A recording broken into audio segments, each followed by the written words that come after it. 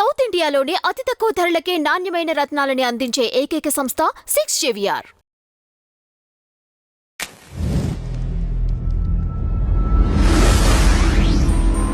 నమస్కారం నాగార్జున గారు. నమస్తే అండి గారు.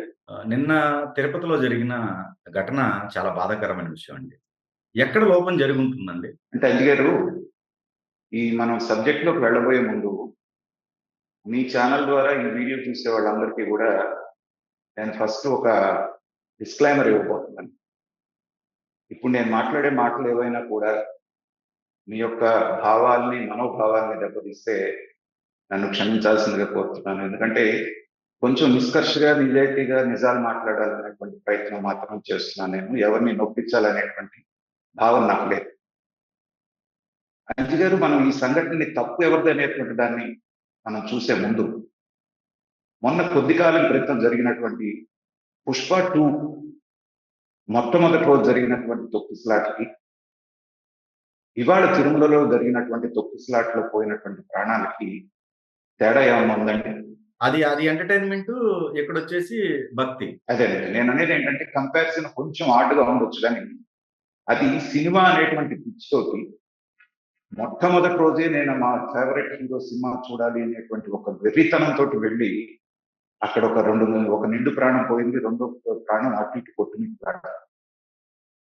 అలాగే భక్తి అనేటువంటిది మితిమీరినప్పుడు అది కూడా పిచ్చిలాగా మారుతుంది అంటానికి ఈ సంఘటనే ఉదాహరణ.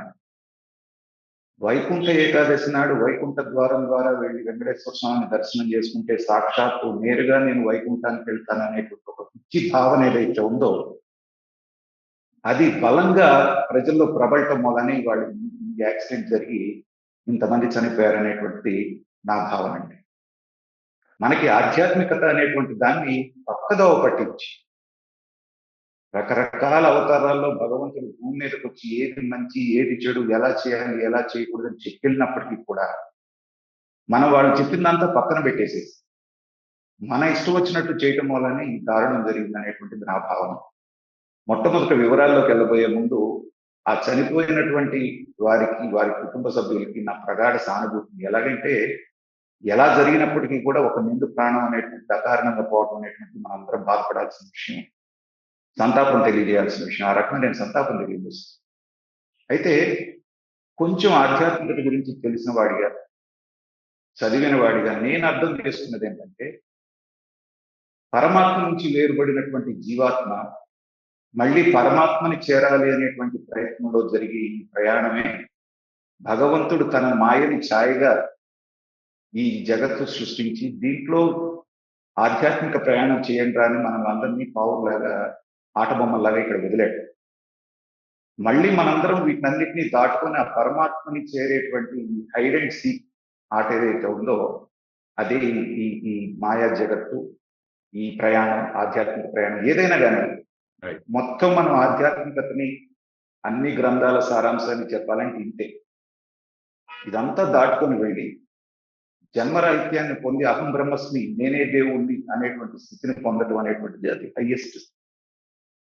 దీనికి ఒక్కొక్కళ్ళు ఒక్కొక్క మార్గాన్ని ఎంచుకున్నారు.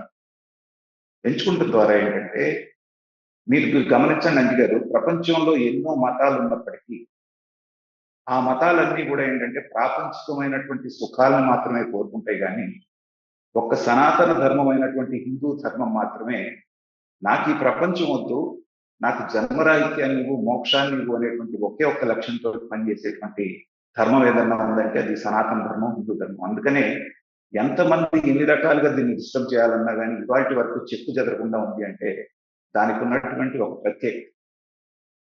దాన్ని చెప్పటంలో మనం చాలా వరకు ఫెయిల్ అయ్యాం అనేటువంటిది అర్థమయ్యేటట్టు చెప్పడం చాలా మంది చెప్తున్నారు. ఇవాళ తొక్కిసలాట జరగడానికి కారణం ఏంటంటే, ఇందాక మనం అనుకున్నట్టుగా వైకుంఠ ఏకాదశి నాడు నేను వైకుంఠ ద్వారం ద్వారా వెళ్ళి వెంకటేశ్వర స్వామి దర్శనం చేసుకుంటే నేరుగా నేను వైకుంఠానికి వెళ్తాననేటువంటి ఒక భ్రమ. అయితే మరి వైకుంఠ ద్వారంలో వెళ్ళొచ్చాడండి. వెళ్ళొచ్చిన తర్వాత ఇతను ఇంకొక 15 సంవత్సరాలు, 20 సంవత్సరాలు, 30 సంవత్సరాలు, 40 సంవత్సరాలు బ్రతుకుతున్నాడు కదా. ఈ బ్రతికిన కాలంలో చేసిన పాపాలన్నీ కూడా చేస్తాడు కదా పాపాలు. అవును. ఒకసారి వైకుంఠ ద్వార దర్శనం చేసుకొని వస్తే ఈ పాపాలన్నీ కూడా తీసేసి దేవుడు ఈ మోక్షం ఇస్తాడు. ఈ చిన్న లాజిక్ని ఎలా మిస్ అవుతున్నారు? తర్వాత భగవంతుడు ఎప్పుడు కూడా నీ కష్టాన్ని తీరుస్తాను అని ఎక్కడా చెప్పలేదు. ఈవెన్ భగవద్గీతలో కూడా చెప్పదు. నీ కర్మ నువ్వు చేయి, నీ పని నువ్వు చేయి, ఫలితాన్ని ఆశించొద్దు, దానంతట అదే వస్తుంది అనేటువంటిది.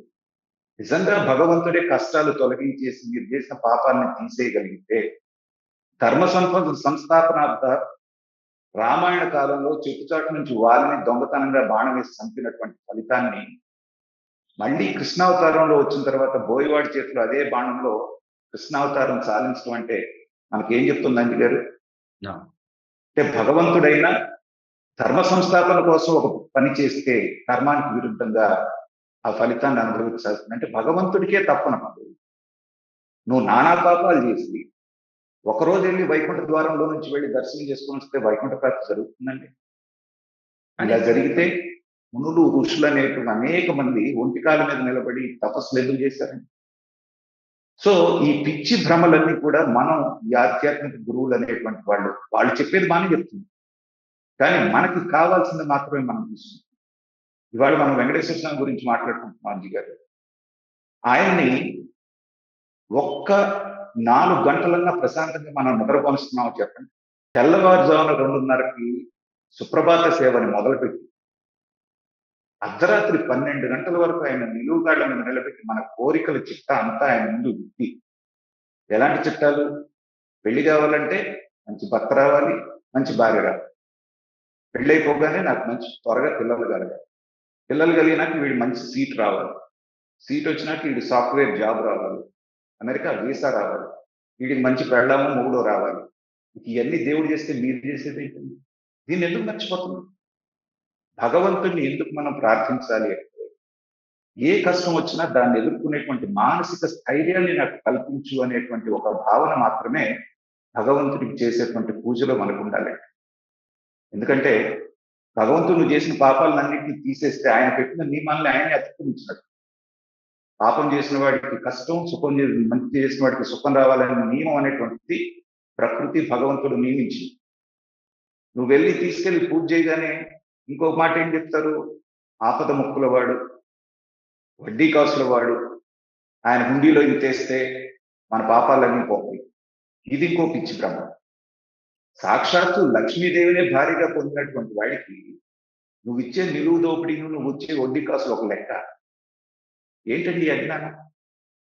తర్వాత పోనీ ఆ మాటకే వస్తే, ఎప్పుడో రాజులు వెనక ఇచ్చినటువంటి దాన ధర్మాలతో మనకు తెలియదు, కానీ ఈ మధ్య కాలంలో వెంకటేశ్వర స్వామికి అతి ఎక్కువ కానుకలు సమర్పించింది ఎవరండి?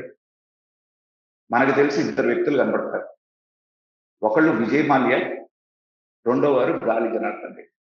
గాలి జనార్దన్ రెడ్డి అయితే ఏకంగా 60 కోట్లు పెట్టి బంగారు వజ్ర కిరీటం చేయించి దాంట్లో ఆ కిరీటం లోపల పక్కన జీజేఆర్ అని రాయించున్నాడు ఆయన పేరు, గాలి జనార్దన్ రెడ్డి. అంటే ఏంటి? ఆయన పేరు వెళ్ళి వెంకటేశ్వర స్వామి నెత్తి మీద కూర్చోవాలి. అంటే మనిషికి ఎంత అహంకారం కలిసిపోయిందో చూడండి. ఏమైంది? అన్ని కోట్లు సమర్పించినందుకు వెంకటేశ్వర స్వామి వాళ్ళని ఏమన్నా రక్షించాడా? వాళ్ళు చేసినటువంటి కర్మఫలాన్ని ఏమన్నా తీసేశాడా? లేదు కదా. కాబట్టి ఏంటంటే ఆధ్యాత్మికతని ప్రజలకి అర్థమయ్యేటట్టు చెప్పటంలో ఎక్కడో వ్యవస్థలో లోపం ఉందనేటువంటిది నా భావన. ఆ రోజున వెళ్తేనే మీరు మోక్షాన్ని పొందుతారని ఒక పిచ్చి భ్రమ కల్పించాం కాబట్టి ఇవాళ చూడండి, భక్తి ఛానల్స్ అని కొనిపెట్టి కోటి దీపోత్సవాలు అని చెప్పేసి దాని ఒక ఈవెంట్ లాగా 1,00,000 దీపాలు వెలిగిస్తే మీకు ఇంత పుణ్యం. ఏ పురాణం చెప్తుందండి? ఇంట్లో ఒక చిన్న దీపం వెలిగించుకొని ఈశ్వరాన్ని నమస్కారం చేసుకుంటే ఆయన కరుణించడా? 1,00,000 దీపాలు వెలిగిస్తేనే కరుణిస్తాడా? లేకపోతే కోటి దీపోత్సవంలో పాల్గొంటేనే చేస్తాడా? పైగా వెంకటేశ్వర స్వామి దగ్గర చూడండి, శనివారం తొక్కుని చచ్చిపోతారు. శనివారం అంటే అది వెంకటేశ్వర స్వామి వారం. ఎవరు చెప్పారు? అంటే శనివారం నాడు మిమ్మల్ని బాగా కరుణించి మంగళవారం నాడు వెళ్తే మిమ్మల్ని కరుణించని వెంకటేశ్వర స్వామి ఎక్కడన్నా చెప్పాడా? మంగళవారం చూడండి తిరుమలంతా ఖాళీగా ఉంది. ఏంటంటే ఒక్కొక్క దేవుడికి ఒక్కొక్క వారం అని మనమే తగిలించుకొని మనం వాటన్నిటిని రూల్స్ మనం పెట్టుకొని ఇవాళ వెళ్ళి తొక్కుని చచ్చిపోయారంటే ప్రభుత్వ వైఫల్యం, లేకపోతే ఇంకోటి అని చెప్పి వాళ్ళు అనేకమైన విమర్శలు వస్తాయి. తెల్లవారుజామున 4 గంటలకు టికెట్ అంటే ఎగ్జాక్ట్‌లీ అండి. ఉదయం నుంచి లైన్‌లో నుంచున్నట్టు చెప్పండి. ప్రభుత్వ వైఫల్యం జరగలేదంటారా ఇక్కడ? ఖచ్చితంగా జరిగిందంటున్నాను నేను. అదే అంటున్నాను. మీరు వాళ్ళల్లో అధికమైనటువంటి ఆశలు కల్పించి, మీకు ఇది టికెట్లు ఇస్తా ఉన్నప్పుడు, మీరు తెల్లవారుజామున 4 గంటల నుంచి మీరు ఇస్తాను అన్నప్పుడు, ఉదయం నుంచి అక్కడ వాళ్ళు జమ అవుతున్నప్పుడు, కూర్చున్నప్పుడు మీరేం చేశారు? వాళ్ళని ఎందుకు ఎంటర్‌టైన్ చేశారు? అంతమంది ఒక చోట కూడినప్పుడు తొక్కిసలాట జరుగుతుందని మీకు తెలీదా? దానికి సరైనటువంటి ఏర్పాట్లు ఎందుకు చేయలేదు? తర్వాత వెనకట్లాగా కాకుండా ఇప్పుడు వెళ్ళేటువంటి వాళ్ళు ప్రతి వాళ్ళు వాళ్ళే స్వయంగా వెళ్ళి తంబింగ్ వేయించో ఇంకోటి ఏదో చేసి ఇంకా ఇవన్నీ పెట్టారు. పెట్టినప్పుడు ముసలి ముతక అందరూ కూడా అక్కడికి వెళ్ళాల్సినటువంటి పరిస్థితి. నేను అనేది ఏంటంటే తిరుమల తిరుపతి దేవస్థానం మీద కూడా ఇప్పుడు కనుక ఎలా అయితే ఆంగ్ల సంవత్సరాది మీరు చేసుకోవద్దు, ఉగాది మాత్రమే మన సంవత్సరాది అనేటువంటి ప్రచారం చేస్తున్నారు. అలాగే వెంకటేశ్వర స్వామి అనేటువంటి వాడు 365 రోజులు మిమ్మల్ని కరుణిస్తాడు, మీరు ఏ రోజున వచ్చినా కానీ ఫలితం ఒకటి అనేటువంటిది చెప్పటంలో టీటీడీ వైఫల్యం చెందుతుందని నేను అంటున్నాను. మీరు ఒక వైకుంఠ ఏకాదశి నాడు మాత్రమే వైకుంఠ ద్వార దర్శనం అనేటువంటి దాన్ని ఎందుకంత హైలైట్ చేస్తున్నారు అనేటువంటి ఏ పురాణాల్లో ఏ ఇతిహాసాల్లో చెప్పి ఎంతమంది ఆధ్యాత్మికవేత్తలు దాన్ని ఖండించారు? ఏ రోజున ఏ ద్వారంలో ఏ పక్క నుంచి వెళ్ళినా కానీ ఒకటే ఫలితం. అలా వెళ్ళకపోయినా నీ ఇంట్లో కూర్చొని స్వామి అని ఒక నమస్కారం చేసుకుని ఒక చిన్న దీపం వెలిగించి లేకపోతే ఒక దండం పెట్టుకున్నా కానీ అదే ఫలితం వస్తుందని ఎంతమంది చెప్పారు?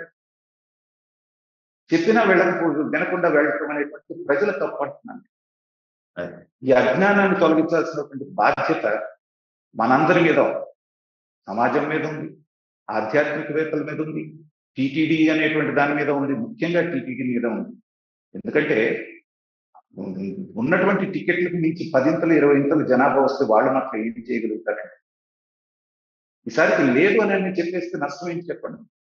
ఒక స్థాయి దాటిపోయిన తర్వాత మా వల్ల కాదు ఇప్పుడు ఇవ్వట్లేదని మీరు బ్రేక్ ఇస్తే ఏమైంది? తర్వాత కాస్త ఏర్పాట్లన్నీ చేసిన తర్వాత చేస్తే 100% దీంట్లో టీటీడీ వైఫల్యం అనేటువంటిది ఉన్నది.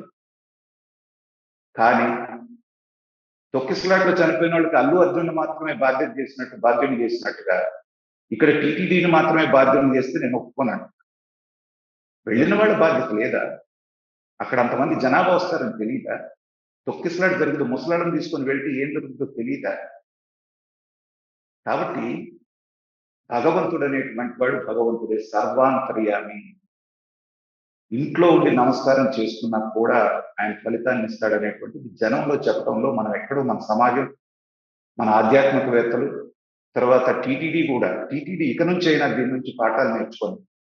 మీరు ఈ రోజే కాదు ఏ రోజైనా మంగళవారం కూడా భక్తులు వచ్చేటట్టుగా ఎంకరేజ్ చేయడానికి కొన్ని కార్యక్రమాలు టీటీడీ చేపట్టాలనేటువంటిది నా బలమైనటువంటి విశ్వాసం.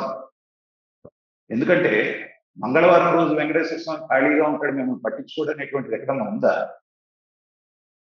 గొప్ప గొప్ప వాళ్ళందరూ కూడా ఇళ్లలో కూర్చొని భగవత్ సాక్షాత్కారాన్ని ఎలా పొందారండి? వాళ్ళు ఆ క్షేత్రాలకు వెళ్ళి పొందారా? ఒక భక్త కన్నప్ప, ఒక భక్త తుకారం, వీళ్ళందరూ వాళ్ళ జీవన విధానం ద్వారా కదా పొందింది. ఇవన్నీ ఏంటంటే కొంచెం హై లెవెల్లో ఉన్న వాళ్ళు, ఆధ్యాత్మికంగా అడ్వాన్స్ అయిన వాళ్ళు అంటారు. అదేం లేదండి. ప్రజలకు అర్థమయ్యేటట్టు చెప్తే భక్తి పేరుతోటి వేలం వెతువద్దు. ప్రశాంతంగా ఉన్నప్పుడు వెళ్ళి దేవుని దర్శనం చేసుకోండి. లేదా ఇంట్లో నుంచే మనస్ఫూర్తిగా అంతరాత్మలో ఉన్న భగవంతుని వదిలేసి ప్రతి వాళ్ళ చుట్టుపక్కల ఉన్నటువంటి వాళ్ళందరిలో నేనే ఉన్నాను రా భగవంతుడు, చెట్టులో పుట్టలో అన్నిట్లో నేనున్నానని చెప్తే వాటిని వదిలేసి అక్కడికి వెళ్తే మాత్రమే భగవంతుడు, లేకపోతే ఎక్కడా లేడనేటువంటి భ్రమలోకి మనం రావటం ఏదైతే ఉందండి గారు, ఇది చాలా విచారించదగ్గ విషయం. ఫైనల్ గా నేను చెప్పేది ఏంటంటే భగవంతుణ్ణి పూజించడం మానేయండి. భగవంతుని పూజించొద్దు, ప్రేమించండి.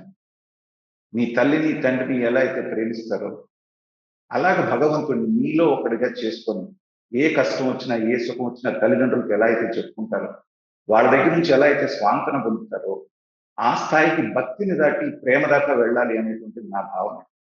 ఒకసారి భగవంతుడు నావాడు అని మీరు ప్రేమించడం మొదలుపెట్టి భక్తి అనేది పక్కకి వెళ్ళిపోయింది. దీనికంటే ఉన్నతమైనటువంటిది ప్రేమ. సో ఎక్కడున్నా వెంకటేశ్వర స్వామి నా బాగోగులు చూస్తూ ఉంటాడు అనేటువంటి ఒక భావంతో ఒక తండ్రిని ఒక తల్లిని మనం ఎలా ప్రేమిస్తామో అలాగే మన జీవితంలోకి ఆ స్వామిని కనుక తీసుకుంటే నిత్యం ఆయన మనం చూస్తూ ఉంటాడు. అలా నీ కష్టాలు తొలగిస్తాడని కాదు, కానీ కష్టం వచ్చినప్పుడు నీకు ఆత్మస్థైర్యాన్ని కలిగిస్తాడు. ఒక యాక్సిడెంట్ జరిగి ఒక కాల్లో చేయకపోవాల్సిందండి గారు మన రాత ప్రకారంగా కర్మ పట్టాలి. భగవంతుడిని నమ్మితే యాక్సిడెంట్ తప్పించలేడు. కానీ ఆ సివియారిటీని మాత్రం తగ్గించగలుగుతాడు. కాలో చేయకపోవాల్సిందని చిన్న గీతతో సరిపెట్టాడు. ఇది ఒక్కటి మాత్రమే భగవంతుడు చేయగలుగుతాడు. కాబట్టి అన్ని ఆయనకు వదిలేసి కష్టం వచ్చినా సుఖం వచ్చినా నువ్వే స్వామి అని ఒక మాట అనుకుని ఆయన ప్రేమిస్తే ఇలాంటి దారుణాలు జరగవు. ఎందుకంటే ఇక్కడ ఒక చోట కదా, ఈ సంవత్సరంలో ఎన్ని చోట్ల తొక్కిసలాట్లు జరిగి చనిపోయారు చూడండి. ఎందుకు నిన్న పవన్ మొన్న అక్కడ కళ్యాణ్ జరిగింది అల్లు అర్జున్, తర్వాత రామ్ చరణ్ జరిగింది ఈవెంట్. రామ్ చరణ్ అదే చెప్తున్నాను. వెళ్ళేటప్పుడు ఏం చేయడానికి వెళ్ళు, ప్రాణాలు పోయినాయి, అవును. చనిపోయారు. ఇవాళ ఇక్కడ చనిపోయారు. కాబట్టి ఏంటంటే దాన్ని నియంత్రించడం అనేటువంటిది టీటీడీ బాధ్యత. ఇంకొక 10 కౌంటర్లు పెట్టండి మీరు. ఒకే చోట ఎందుకంటారు? పెట్టిన తర్వాత ఎన్ని టికెట్లు ఉంటే అన్నీ జారీ చేయండి. ఇలాంటి ముందస్తు ఏర్పాట్లు చేయటం, దాన్ని వాళ్ళు పసిగట్టడంలో వైఫల్యం చెందారు కాబట్టి దీంట్లో ప్రధానమైనటువంటి పాత్ర టీటీడీ ఉంది. కానీ నేను చెప్పొచ్చేది ఏంటంటే ప్రజలు కూడా, భక్తులు కూడా కొంచెం బాధ్యతగా, ఆ ఒక్కరోజే కాదు 365 రోజులు భగవంతుడు అక్కడే ఉంటాడు, మనల్ని ఎప్పుడు కాపాడుతుంటాడు అనేటువంటి భావన పెట్టుకుంటే కొంతలో కొంతైనా ఇలాంటి యాక్సిడెంట్స్ జరగకుండా ఉంటాయి అనేటువంటి నా భావన. నేను చెప్పినటువంటి, నేను భగవంతుడిని ఎలా అయితే అర్థం చేసుకున్నాను అది మాత్రమే నేను వ్యక్తం చేశాను. మొదట్లో చెప్పినట్టుగా మళ్ళీ ఒకసారి చెప్తున్నాను, నేను మాట్లాడిన దాని మూలన ఎవరికైనా వాళ్ళ మనోభావాలు దెబ్బతింటే దాన్ని మనం క్షమించమని మరొకసారి అడుగుతున్నాను మీ ద్వారా. ఇలాంటి సంఘటనలు ముందు ముందు జరగకుండా ఉండాలనేటువంటి మనందరం ఆశ.